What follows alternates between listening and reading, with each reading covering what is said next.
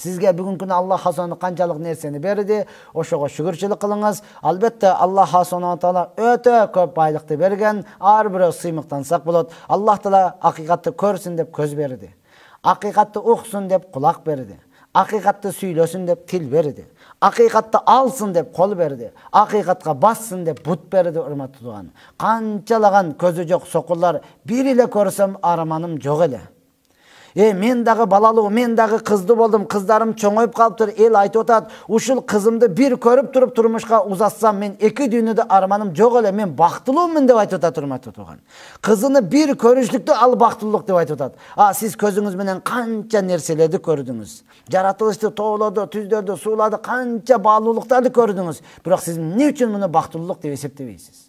Канчалаган кулагы укпагандар айтып атат. Мен деген силер бактылуусуңар, азан угасыңар. Силер бактылуусуңар, Куран угасыңар. Силер бактылуусуңар, баян угасыңар. Силер бактылуусуңар, Аллахтан улуктугун угасыңар. Мен жок дегенде бир жолу Аллахтын сөзүн укканымда, бир жолу азанды укканымда эки дүйнөдө бактылуу болот элем. Менин эки дүйнөдө арманым жок эле деп айтып атат, урматтуу.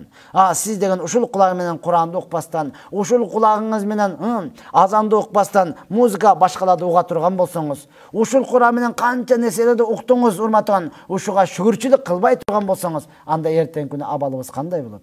Мына ошондой эле, урматтуу, айта берсек, тил берди Аллах Subhanahu Taala. Я Алла, канчалаган дудук сакоолор жүрөт. Бир сүйлөсөм арманым жок эле. Бир нерсени манал эмне десе, телефон, бул эмне десе, дуал, бул эмне десе, атын айтып койсом арманым жок эле дейт, урматтуу тууган. Сиз бул тилдер менен канчалаган нерселерди сүйлөдүк. Ошондон акыйкатты сүйлөгөнгө, ар бирөөбүз колубуз менен акыйкатты алганга, акыйкатка басканга аракет кылайлы. Вактынчалык дүйнөбүздү, вактынчалык убакытыбызды текке кетирбейли. Пайгамбарыбыз